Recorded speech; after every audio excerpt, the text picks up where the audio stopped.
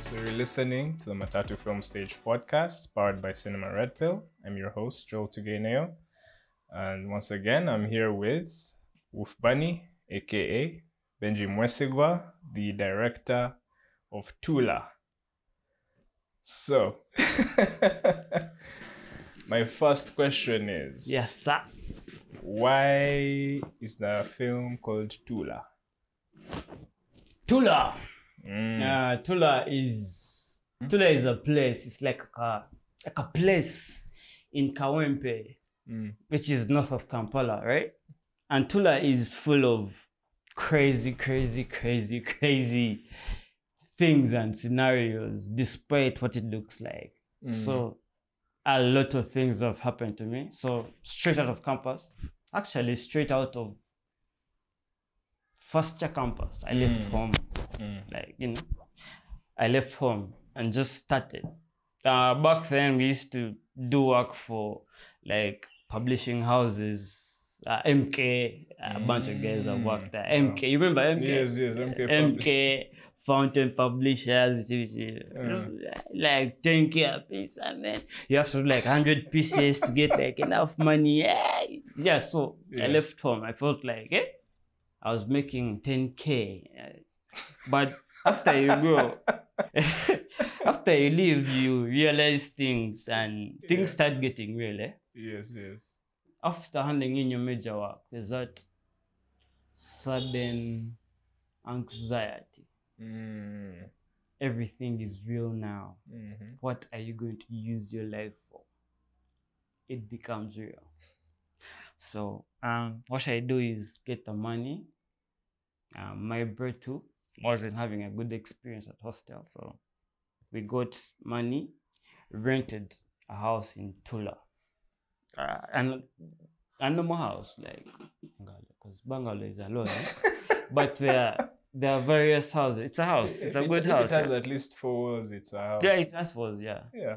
But it's not Mwesigwa. But it's good and quiet and hidden. So yeah, no one can find me. But I've lived there ever since campus, and I have experienced a lot of, unsupervised chaos and a lot of stories.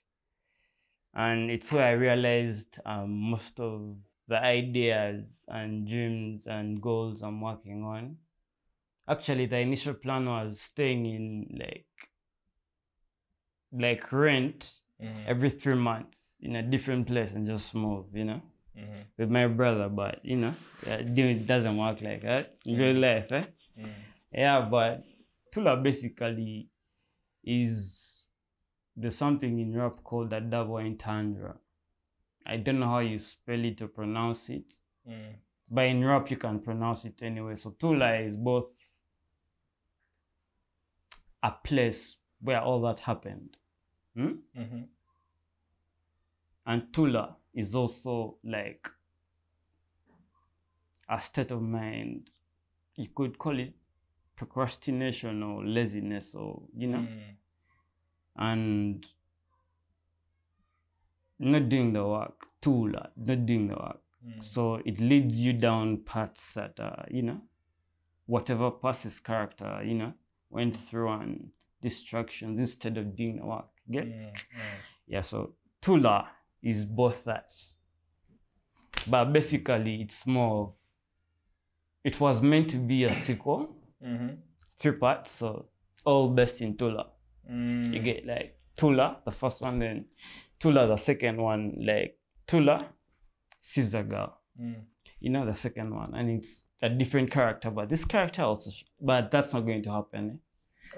It's what I'm talking about. Promises, no, I'm not making any promises, man. I'm not making any promises. I'm just saying it was going to be, but I have more ideas right now. I feel like I want to try something different, something a bit harder, much more harder. Challenge myself more. Yeah. It's okay if that's your plan. We're going to start a social media campaign for Ttula Part 2. No part two. I want to do like another story entirely. I want to try I shouldn't say, but I want to try a film that's not Ttula like. But of course, who I am won't change, so my style won't change. But so wooofbunny style. Yeah, wooofbunny style will not change. Wooofbunny, the brand, will not change. But the story and quality wise, is going to be improved upon. Is the plan. What would you say are some of the biggest lessons you've learned in your film career so far, while going through the challenges that you've gone through creating and making your work? Be careful about who you work with. Be very, very careful. Also, actions speak louder. So when someone says this and then you notice they're doing something different, that's something you have to look out for. The other one is routine. Routine helps make it easier to finish the work, you know. And like the hardest part for any creator is sitting down to like actually create. It's not the creating part. It's like sitting down, getting that time, like telling yourself, okay, now I'm seated, I'm creating. You get.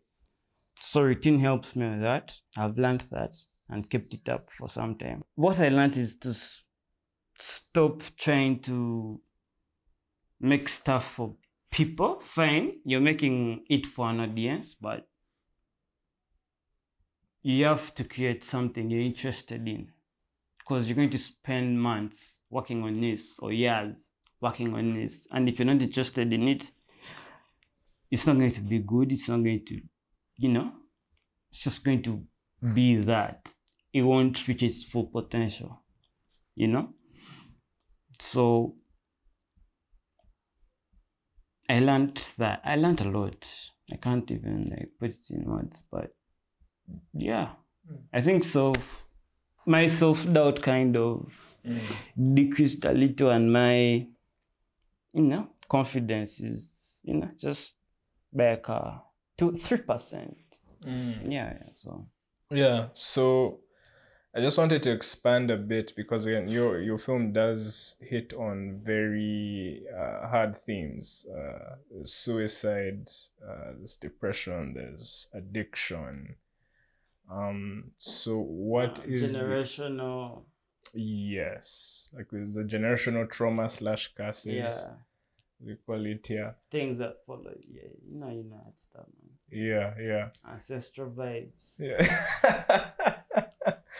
So yeah, and I do like the particular focus, of course, on young men, since culturally or traditionally we don't really talk about mental health here, especially. Men are not supposed to suffer that, Men are strong. Men don't share. I was like, what the hell? Take the risk, take the leap. Jump off the building. Maybe the parachute opens, maybe it doesn't, So movie is not about me. I'm not the character. I do not have a hole here. It's just a lapel. But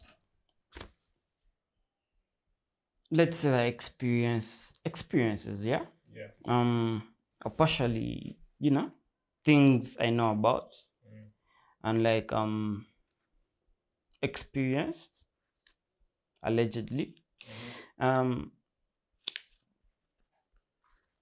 Pretty much, yeah.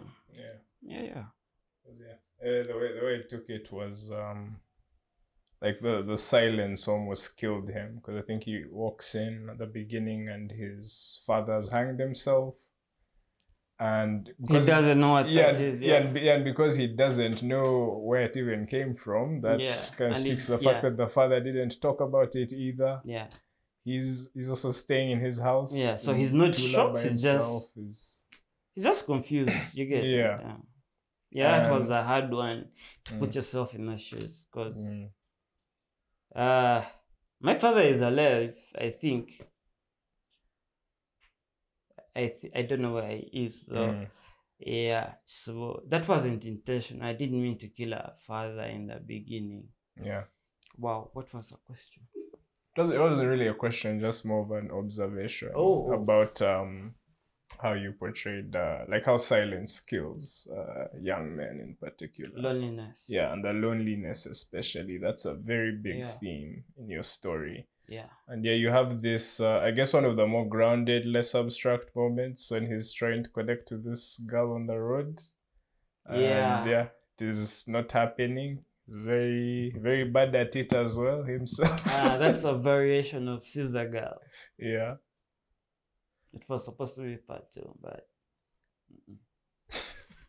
yeah, so that one was, yeah, that hits hard, man. For a lonely person, you get. Yeah. You know, a lonely, introverted person, that hits hard. Yeah. You get out of your way to like try and, a character gets out of their way to try and talk to, make a connection with someone. And, it just doesn't happen. You're not on the same wavelength or anything like that. So, it hits hard. If you already have, all these things going on. Yeah, so, he drowns out and, you know how the story goes. Yeah. In the end, of course, the character succumbs to his pain, and he didn't have an outlet. Yeah, he exits the world. So I wonder what your opinions about, because a lot of young men do go through this silently. Do you feel like there are any alternatives, even if they don't exist now, that should ideally exist, that could probably protect them from ending up the same way that the character does in the end? I don't know yet. But for me, what has helped is animating, man. Creating. Let's say creating, not just animating. Getting out of that Ttula state. Yeah, getting out of that Ttula state. I'm trying to change that. Yeah. And like, I have no answers, man. I'm just, it's why the film has no, like, But if you notice that he had no one to talk to, and, maybe a solution can be found there. Maybe you watch the film and see, oh, maybe this and this could be done. It could have served them. You get. But I believe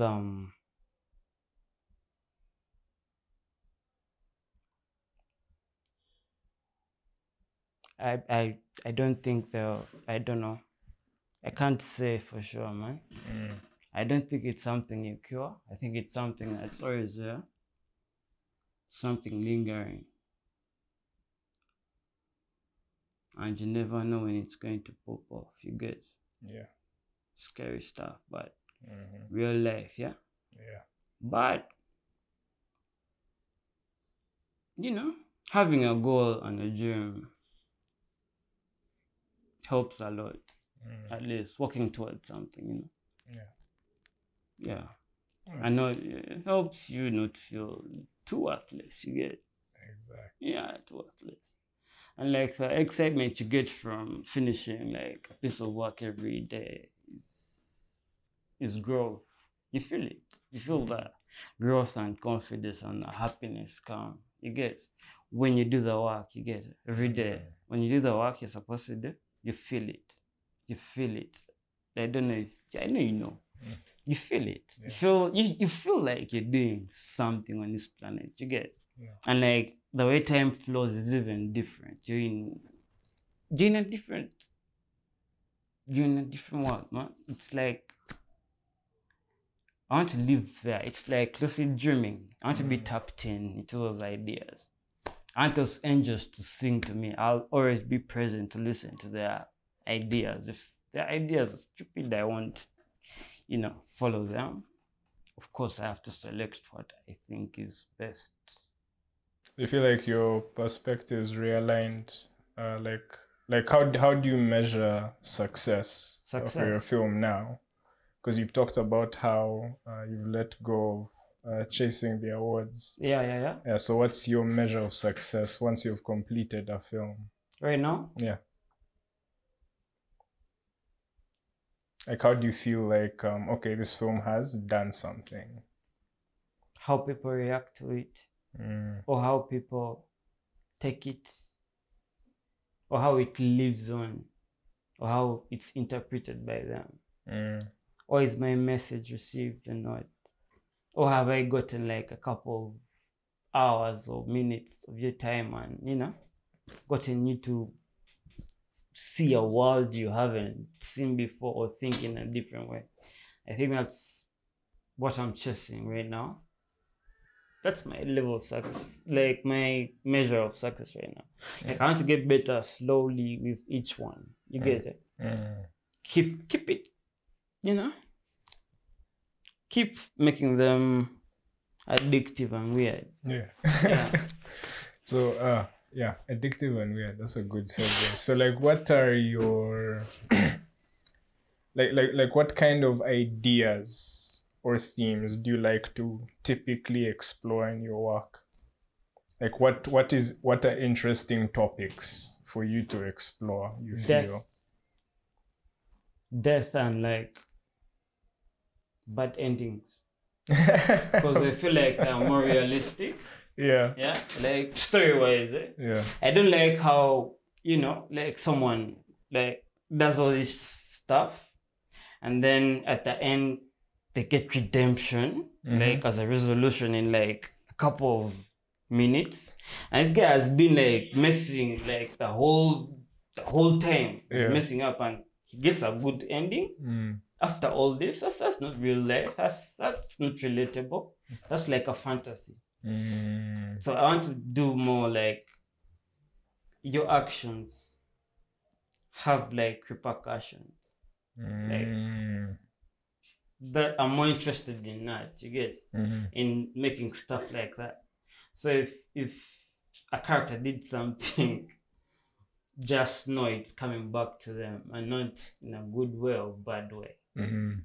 It's coming to them in the way they, like approached it, or I don't know how to put it. They get what they deserve. Yes, you get what you deserve. You get what you put in. Exactly, yeah. I don't want to say karma, but you get what you put in. Yeah. And like, I think that's a better form of storytelling. Like, a much more realistic. Like Parasite, right? Yeah. Yeah, that's a realistic and good ending, man. Parasite, yeah.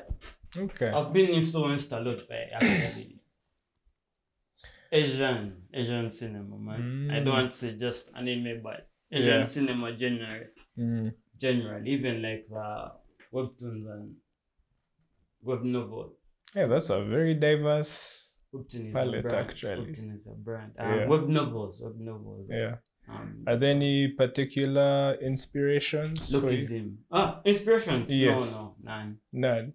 Yeah, but things I enjoy. Yeah. No, like directors or creators. Oh, yeah. Creators. Very many. Webtoons like Park Tae-jun, Lookism, Aniki from it's called I've forgotten, but it's about a guy that can see emotions through color, sound. It's called synesthesia. I don't know exactly, but you can see the color of sound waves. Yeah. That's from like the webtoons. There's also hardcore leveling warrior. There's also like the northern, that's Korean, man. The Korean stuff is Yeah, and manga, Japanese manga is good, but it's not evolving. Like, even if it's not today's manga, is there like any manga that endures for you? That's like a classic that you would say that is I an would read again and inspiration? again. Yes. It's not a manga. It's more of a series of called Any Work from Frank Miller. Oh wow, yeah. So that's now American. Yeah, that's American Yeah. now. Yeah. It's like Any Work from Frank Miller. he was on did Sin City. Yeah. Alright. That guy. Okay. The 300 Sin City. Yeah, like that Sin City shorts. Yeah. And there's also 100 Bullets. Okay. You've checked that out? I have not read it yet. Yeah. 100 Bullets is just it's just different. It's just different. Like, you know how in panels there's like a conversation going on in the foreground, and like, you know, in the background there's another story on top of the conversation. You get, and like people are doing actions in the background, like usually jokes. You get. So the more you read, the more you notice the things there, and like his art style is very unique and realistic. Yeah. And speaking towards you know, having that purpose and, you know, chasing a dream, what was some of the big challenges / lessons that you learned on the way while producing this film in particular? That's something that might paint a picture for those aspiring animators out there. Fuck your feelings. Sit down and work. You get. Yeah. That's it. Sit down and work. Do the work. Period. Fuck your feelings. I mean, don't bury your feelings. Acknowledge them, that they're there, but still do what you have to do every day. You get. Yeah. Do the important thing. I think that's the way I go through it. Yeah. And don't quit, man. And don't let anyone make you quit. Because even if they do let you quit, the person that's going to feel that guilt and like misery, you won't blame the person that made you quit or tell you not to do this. You will feel it alone because you didn't chase it, man. And like, for years, I was just, you know, chasing people's ideas and following friends. And, you know, at some point you have to stand, you know, for yourself as a man. I'm a man. Yeah, I think that's the only solution, man. Sit down, do the work. Last question I would like to ask you.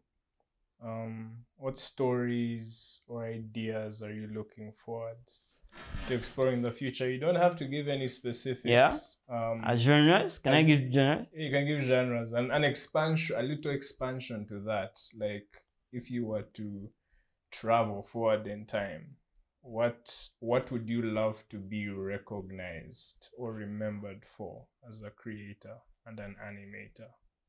What legacy do you want to leave in Uganda? Uganda or worldwide? The world, man. As a Ugandan in the world. I hope to sustain and keep improving my animation skills, techniques, I don't know. The ideas will come, and like, my goal is, like the best. I said it. It's okay. You already said you're the next Miyazaki. Am I allowed? Yeah. So yeah. I really want to pour everything I have into animation, and there's no way you decide your legacy. You get. I don't know what it will be. But all I know is right now, in this moment, and everything I do, I always try and do my utmost best. I think my legacy will be he tried his best, or like he didn't do it partially. He put in the time. He delivered great work that is going to live. Yeah, it can't live forever, can it? Yeah, it can. Yeah, Da Vinci is living forever. Yeah, so something like that. Too great. Actually, not great enough. But for now, yeah, that's the direction I want to go. Okay, fantastic.